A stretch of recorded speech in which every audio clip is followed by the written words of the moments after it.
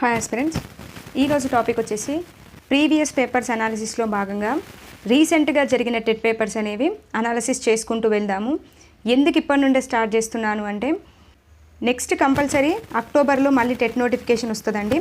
And అదేవిధంగా in service teachers కూడా ఉన్నారు కాబట్టి ప్రతి ఒక్కరికి యూజ్ అవుతుంది అనే ఇంటెన్షన్తో ఇప్పటి నుండే ప్రీవియస్ పేపర్స్ అనాలిసిస్ అనేవి కంటిన్యూ చేస్తాను.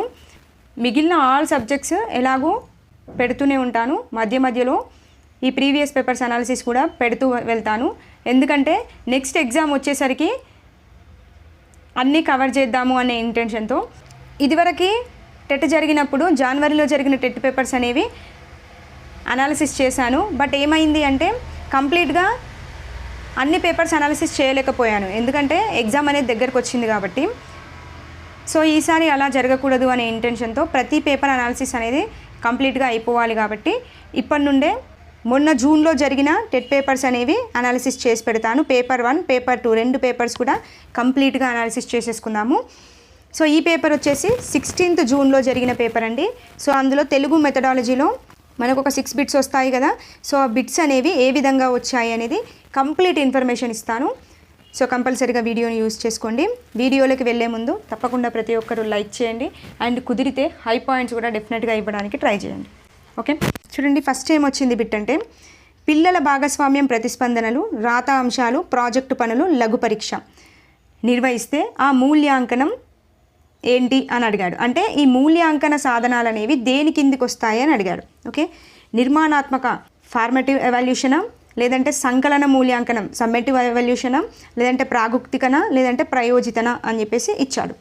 ఓకే, నేను ఆల్రెడీ ప్రీవియస్ పేపర్స్ అనాలిసిస్ చేసినప్పుడు నెంబర్ ఆఫ్ టైమ్స్ చెప్పాను ఈ బిట్టు. ఇలాంటి బిట్ అనేది సిసిఈలో పడుతుంది అని చెప్పేసి పడింది చూడండి. మళ్ళీ రీసెంట్గా నేను సిసిఈ అని చెప్పేసి ఒక టాపిక్ మెన్షన్ చేశాను, కంప్లీట్ ఇన్ఫర్మేషన్ ఇచ్చాను, ఎక్కడి నుండి బిట్ అనేది ఫ్రేమ్ అవుతుంది అని చెప్పేసి. అందులో నుండే బిట్ ఫ్రేమ్ అయింది. ఒక్కసారి చూపిస్తాను మీకు. నిర్మాణాత్మక మూల్యాంకన సాధనాలు, ఇందులో మనకు 4 అంశాలు కనిపిస్తాయని చెప్పాను. 1 పిల్లల భాగస్వామ్యం ప్రతిస్పందనలు అయితే, 2 రాత అంశాలు, 3 ప్రాజెక్టులు, 4 లఘు పరీక్ష.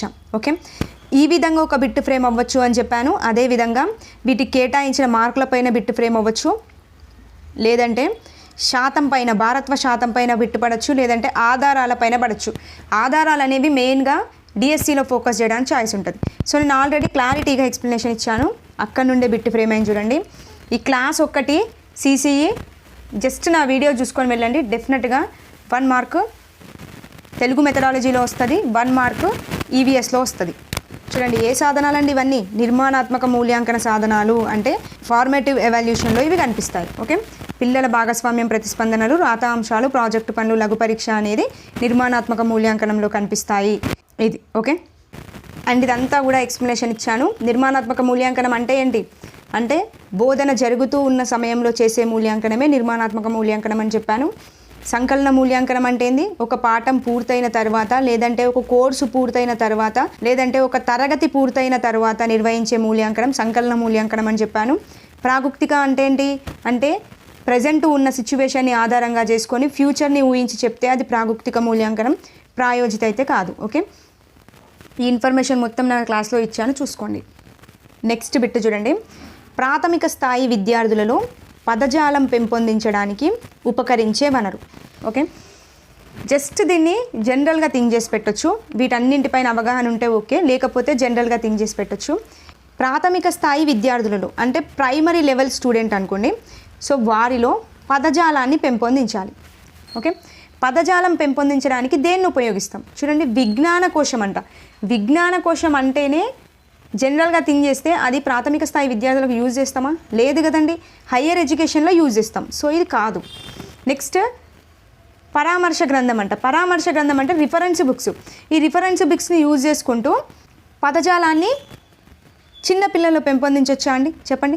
రిఫరెన్స్ బుక్స్ ఎక్కడ యూజ్ చేస్తాం, హై లెవెల్లో యూజ్ చేయడానికి చాయిస్ ఉంటుంది. అంటే 7th 8th 9th ఆ ఏజ్ పిల్లలకి యూజ్ చేస్తే పదజాలం అనేది పెంపొందుతుంది తప్ప ప్రాథమిక స్థాయి పిల్లలకి ఆ పరామర్శ గ్రంథాలను యూజ్ చేస్తామా, చేయం కదా. సో తీసేస్తాం. నెక్స్ట్ చిత్రకథా పుస్తకం చూడండి. చిత్రకథా పుస్తకం అంటే చిత్రాలను చూయించుకుంటూ పదజాలాన్ని అభివృద్ధి చేయించవచ్చు కదా. చిత్రాలను ఎవరికి చూపిస్తాము, హయ్యర్ ఎడ్యుకేషన్ పిల్లలకు చూపిస్తామా అంటే చెప్పండి. చిత్రాలు చూపిస్తున్నాము అంటే అది ప్రాథమిక స్థాయి పిల్లలకే చూపించడానికి ఎక్కువగా స్కోప్ ఉంటుంది. సో ఈ విధంగా చిత్రాలను చూయించుకుంటూ, చిత్రకథ పుస్తకాలను చూయించుకుంటూ ప్రాథమిక స్థాయి విద్యార్థుల్లో పదజాలం అనేది డెఫినెట్గా పెంపొందించవచ్చు. సో చిత్రకథా పుస్తకం అనేది కరెక్ట్ అవుతుంది. ఓకే, వ్యాసాల సంకలనం అంట. వ్యాసాలను సంకలనం చేయడం అనేది కూడా హయ్యర్ ఎడ్యుకేషన్ పిల్లలకి బెనిఫిట్గా ఉంటుంది తప్ప ప్రాథమిక స్థాయి పిల్లలకి బెనిఫిట్గా ఉండదు కదా, ఉండదు. సో ఓకే, ఈ విధంగా జనరల్గా థింక్ చేసి త్రో ఆప్షన్స్ ద్వారా కూడా మనం ఈ బిట్ని చేయొచ్చు. ఓకే, నెక్స్ట్ బిట్ చూడండి. విద్యార్థుల దస్తూరిపై ప్రభావాన్ని చూపించే అంశాల్లో ఒకటి. దస్తూరి అంటే ఏంటండి? రాత. పిల్లవాడు రైటింగ్ రాస్తున్నాడు, ఆ రైటింగ్ రాసేటప్పుడు అతనిపై ప్రభావం చూపించే అంశం ఏంటి అని అడుగుతున్నాడు. నేను ఆల్రెడీ LSRW అనే క్లాస్ చెప్పినప్పుడు, అంటే భాషణం, లేఖనం, శ్రవణం, ఈ క్లాస్ చెప్పినప్పుడు నేను క్లారిటీగా చెప్పాను. సో ఇది లేఖనం అనే టాపిక్ నుండి పడింది, అంటే రైటింగ్ అనే టాపిక్ నుండి పడింది. ఓకే, నేను అక్కడ క్లారిటీగా చెప్పా అసలు మంచి దస్తూరికి ఉండాల్సిన లక్షణాలు ఏంటి అని చెప్పేసి. ఓకే, అంటే మంచి రాతకి ఉండాల్సిన లక్షణాలు ఇందులో ఏం కనిపిస్తాయి అని అడుగుతున్నాడు. సో మంచి దస్తూరికి ఉండాల్సిన లక్షణాల్లో ఫస్ట్ ఏముంటుంది అంటే స్పష్టత ఉంటుందండి.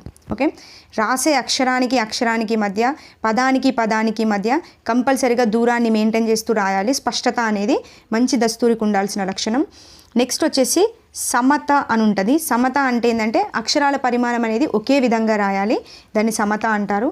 రాసే వేగం కూడా దస్తూరిపై ప్రభావాన్ని చూపిస్తుంది. అదేవిధంగా రీతి అండి. రీతి అంటే ఏంటంటే అక్షరాలు రాసే విధానం అన్నట్టు, అంటే రాసేటప్పుడు ఎడమ నుండి కుడికి కానీ, కుడి నుండి ఎడమకు కానీ వాలకుండా ఒకే వరుస క్రమంలో రాయాల్సి ఉంటుంది. ఇది రీతి. నెక్స్ట్ విద్యార్థి కూర్చునే భంగిమ అండి. ఓకే, అంటే భంగిమ అంటే విద్యార్థి కూర్చునే విధానం కూడా కంపల్సరిగా మంచి దస్తూరిపై ప్రభావాన్ని చూపిస్తుంది. నెక్స్ట్ అందం అండి, అంటే రాసే అక్షరాలు అనేవి చాలా అందంగా ఉండాలి. నెక్స్ట్ విరామ చిహ్నాలను పాటిస్తూ రాయాలి. ఇవన్నీ కూడా మంచి దస్తూరికి, అంటే మంచి రాతకు ఉండాల్సిన లక్షణాలు. ఓకే, సో అదే అడిగాడు. సో చూడండి, విద్యార్థి రాత పరికరం విలువ అంట. సో ఇందులో విద్యార్థి రాత పరికరం విలువ ఉందా? లేదు కదా. సో రాత పరికరం విలువ అంటే రేట్ అనేది రాసే విధానంపై ప్రభావం చూపుతుందా అండి? ఇష్టం, ఒకరు 100 రూపాయల పెన్ను వాడచ్చు, ఒకరు 2 రూపీస్ పెన్ను వాడచ్చు, ఒకరు 5 రూపీస్ పెన్ను వాడచ్చు, ఏ విధమైన పెన్ను అయినా వాడుకొని రాయొచ్చు. సో అలాంటప్పుడు విలువ గురించి మనం తీసుకోం కదా, తీసుకోం. విద్యార్థికి గల భాషా సంపత్తి. భాషా సంపత్తిని ఎందుకు తీసుకోం కదా. నెక్స్ట్ విద్యార్థి పాటించు క్రమశిక్షణ అంట. క్రమశిక్షణకి రాతకి ఎందుకండి లింక్ పెట్టవద్దు కదా. నెక్స్ట్ విద్యార్థి కూర్చుండు విధానం. చూడండి, విద్యార్థి భంగిమ అని చెప్పా, అంటే విద్యార్థి భంగిమ అంటే విద్యార్థి కూర్చుండే విధానం కంపల్సరిగా విద్యార్థి దస్తూరిపై, అంటే రాత అంశంపై కంపల్సరిగా ప్రభావం చూపుతుంది.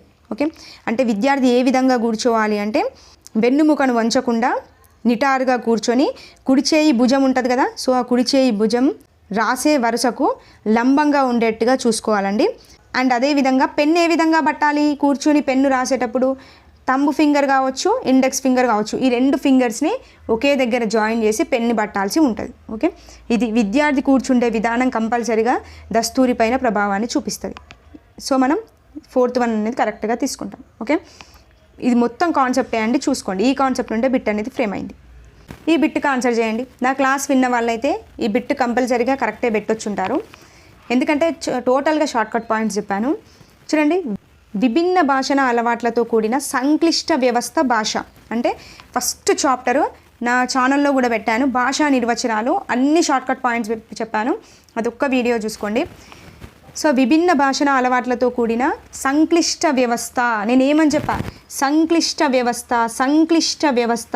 సో కా సౌండ్ వినిపిస్తుంది, సంక్లిష్ట వ్యవస్థ, కా సౌండ్ వినిపించింది, అండ్ కా సౌండ్ అనేది మధ్యలో ఉంది.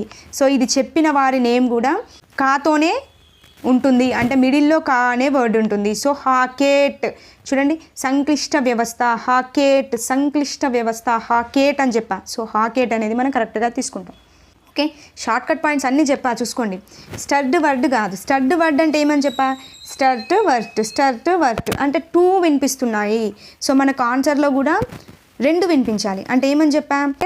ఇక్కడ మన క్వశ్చన్లో భావ వినిమయానికి, అదేవిధంగా పరస్పర సాకారానికి అని వినిపించాలి. భావ వినిమయం ఒకటి, పరస్పర సాకారం ఒకటి. స్టర్ట్ వర్డ్ 2 కదా, భావ వినిమయం, పరస్పర సాకారం. ఈ విధంగా మన క్వశ్చన్లో ఈ వర్డ్స్ కనిపించాయి అంటే స్టర్ట్ వర్డ్ అని చెప్పా. ఓకే, క్రేట్స్ అయితే కాదు. క్రేట్స్ రావాలి అంటే కాంత్ డెస్కేట్స్ అని ఇస్తే అది కరెక్ట్ అవుతుంది. వర్మ అయితే కాదు. వర్మ అంటే ఎస్కే వర్మ ఎన్ కృష్ణస్వామి అని చెప్పా. ఏమని చెప్పా? వీళ్ళిద్దరు ఉన్నారు కాబట్టి ఎంత క్లిష్టమైనదో అంతే సంక్లిష్టమైనది భాష అని కనిపిస్తే అది ఎస్కే వర్మ అని చెప్పా. ఓకే, సో ఇక్కడ సంక్లిష్ట, సో హాకెట్. చాలా ఈజీగా చెప్పాను నేను, ఈజీ వేలో. ఒక్కసారి ఆ వీడియో చూడండి, మళ్ళీ అసలు డౌటే ఉండదు వీటి పరంగా అయితే. నెక్స్ట్ బిట్ చూడండి. ఇది ఎలా వచ్చింది బిట్ అంటే, టెక్స్ట్ బుక్స్ అనేవి స్టార్టింగ్ నుండి ఎండింగ్ వరకు ప్రతి పేజీ చదివిన వాళ్ళు ఈ బిట్ అనేది చేయగలుగుతారండి. చూడండి, తెలుగు పాఠ్యపుస్తకాల్లో ఆలోచించండి చెప్పండి అనే శీర్షికతో చిత్రాలు చేర్చుటకు కారణం ఏంటి? ఓకే, సో ఇప్పుడు తెలుగు పాఠ్యపుస్తకం ఓపెన్ చేయగానే మనకు జాతీయ గీతం ఏంటి, జాతీయ గేయం ఏంటి అని ఉంటుంది. తర్వాత ఇండెక్స్ ఉంటుంది. ఇండెక్స్ తర్వాత తిప్పగానే మనకు ఏం కనబడతాయి అంటే ఇక్కడ సంసిద్ధ పాఠాలు అని కనబడతాయండి. ఓకే, ఈ సంసిద్ధ పాఠాలలో అన్నీ చూస్తే మనకి చిత్రాలు ఉంటాయి. వాటి కింద కొన్ని క్వశ్చన్స్ అనేవి మెన్షన్ చేస్తాడు. ఓకే, సో అది ఎందుకు చేర్చారు అని చెప్పేసి అడిగాడు. అర్థమైందా? ఇది క్వశ్చన్ అసలు యాక్చువల్గా అయితే. సో మరి ఇది ఇక్కడ ఎక్కడైనా మెన్షన్ చేశారా అంటే లేదు. మీరు టెక్స్ట్ బుక్ క్లారిటీగా అండర్స్టాండ్ చేసుకుంటే ఈ బిట్కి ఆన్సర్ చేయొచ్చు. ఏం అడిగాడు? తెలుగు పాఠ్యపుస్తకాల్లో ఆలోచించండి చెప్పండి అని శీర్షికతో చిత్రాలను చేర్చుటకు కారణం ఏంటి అని అడిగాడు. చూడండి, విషయ సూచికలో కూడా మెన్షన్ చేశాడు. మనకి పాఠానికి ముందు సంసిద్ధ పాఠాలు అనేవి మెన్షన్ చేస్తాడు. సో వీటిలో చిత్రాలు అనేవి కనబడతాయి. చూడండి, చిత్రాలను చేర్చడానికి కారణం ఏంటి అని అడిగాడు. సో చిత్రాలు అనే శీర్షికను చేర్చడానికి కారణం ఏంటి అంటే సంసిద్ధ పాఠాలు అనేవి కనబడతాయి. సో ఆ సంసిద్ధ పాఠాలు దేనికి సంబంధించినవి అని అడిగాడు. ఇలా ఒకటి అండర్స్టాండ్ చేసుకోవచ్చు. లేదంటే మనకి ముందు మాట అని ఇచ్చాడు కదా, సో దీంట్లో చూడండి ఇక్కడ మెన్షన్ చేశాడు.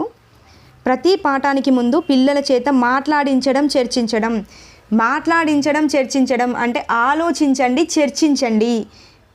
దాని ద్వారా పాఠ్యాంశం వైపు వాళ్ళను ఉన్ముఖులను చేయడానికి బొమ్మలు ప్రశ్నలు ఉన్నాయి. చూడండి, మరి ఎందుకు ఇచ్చారు ఆ బొమ్మలు అని అంటే పిల్లలను ఉన్ముఖులను చేయడానికి, అంటే పిల్లలకి ఉన్మికీకరణ చేయడానికి, అంటే పూర్వజ్ఞానాన్ని పరిశీలించడానికి, ఆ పాఠం యొక్క పూర్వజ్ఞానాన్ని పరిశీలించడానికి ఆ సంసిద్ధ పాఠాలు అనే టాపిక్ని చేర్చడం జరిగింది. ఓకే, ఇది ఈ విధంగా టెక్స్ట్ బుక్లో ఉన్న ప్రతి లైన్ని అండర్స్టాండ్ చేసుకుంటే బిట్ అనేది చేయొచ్చు. సో చెప్పండి, ఇప్పుడు తెలుగు పాఠ్యపుస్తకాల్లో ఆలోచించండి చెప్పండి అని శీర్షికతో చిత్రాలు ఉన్నాయి కదా పాఠానికి ముందు. సో ఆ చిత్రాలు దేనికి సంబంధించినవి ఉంటాయి? పాఠం యొక్క ఉన్మికీకరణకు సంబంధించినవి, అంటే పూర్వజ్ఞానాన్ని పరిశీలించడానికి అక్కడ చిత్రము క్వశ్చన్స్ ఇస్తారు, మనం దానికి ఆన్సర్ చేయాల్సి ఉంటుంది. ఓకే, ఇది పాఠం యొక్క ఉన్మికీకరణకు సంబంధించింది. చిత్రలేఖన నైపుణ్య పెంపుదలన కాదు కదండి. అక్కడ చిత్రం ఆల్రెడీ ఇచ్చేస్తాడు, కానీ దాని కలర్ ఏమని చెప్పాడు. అక్కడ చిత్రానికి సంబంధించిన క్వశ్చన్స్ ఇస్తాడు కాబట్టి అది చిత్రలేఖన నైపుణ్యం అయితే కాదు. విద్యార్థులు రంగులు నింపడానికి అసలు అది బ్లాంక్గా ఇవ్వడు బొమ్మని. అలాంటప్పుడు రంగులు ఎందుకు నింపకూడదు. నెక్స్ట్, పాఠ్య విషయాన్ని సంక్లిష్టం చేయడానికి అయితే కాదు. ఓకే, ఈ విధంగా కాన్సెప్ట్ని అండర్స్టాండ్ చేసుకోండి. నెక్స్ట్ బిట్ చూడండి, పాఠశాలల్లో విద్యార్థులు గోడ పత్రిక రాయుట దీనికి దోహదపడుతుంది. ఓకే, మనం కూడా చిన్నప్పుడు గోడ పత్రిక అనేది ప్రతి ఒక్కరు రాసే ఉంటారు. గోడ పత్రికలో కొన్ని కథలను కావచ్చు, లేదంటే మనం ఓన్గా క్రియేట్ చేసినవి కావచ్చు, ఆ రాత అంశాలు అన్నీ తీసుకెళ్ళి గోడ పత్రికలో మనం పెడతాం, అవునా? సో ఈ గోడ పత్రిక రాయడం అనేది దేనికి దోహదపడుతుందని అడిగాడు. చూడండి, గోడలను అలంకరించడానికా? కాదు కదండి. గోడలను అలంకరించడానికి గోడ పత్రికనే ఎందుకు యూజ్ చేస్తారు? చిత్రాలను కూడా గీయొచ్చు. సో అలాంటప్పుడు గోడ పత్రికను పర్టికులర్గా దానికోసమే కాదుగా తీసిస్తాం. విద్యార్థుల భాషాభివృద్ధికి, చూడండి, గోడ పత్రిక రాస్తున్నావు అని అంటే ఎంతో కొంత నీ భాష అయితే కంపల్సరీగా అభివృద్ధి చెందుతుంది. లేదంటే అక్కడ అతికించింది వేరే వాళ్ళు అతికించింది మనం చదివినా కానీ భాష అనేది అభివృద్ధి చెందుతుంది. సో భాషాభివృద్ధి అనేది కరెక్ట్గా తీసుకుంటాం. ఓకే, జస్ట్ ఆప్షన్స్ని ఎలిమినేట్ చేసుకున్న ఆన్సర్ పెట్టొచ్చు. ఉపాధ్యాయుని బోధనా భారం తగ్గించుటకంట కాదు కదండి. ఉపాధ్యాయుల కొరత ఎందుకు? ఉపాధ్యాయుల కొరతకు గోడపత్రికకి ఏం సంబంధం? తీసిస్తాం. ఓకే, ఇది. సో ఇవ్వండి టోటల్గా ఈ సెషన్లో వచ్చిన 6 బిట్స్. జనరల్గా థింక్ చేసి కూడా పెట్టొచ్చు. నెక్స్ట్ రేపటి వీడియోలో ఇంకో సెషన్లో జరిగిన తెలుగు మెథడాలజీ బిట్స్ అనేవి అప్లోడ్ చేస్తాను. సో నెక్స్ట్ వీడియోలో మళ్ళీ కలుద్దాం. థ్యాంక్ యూ అండి. Thank you for watching.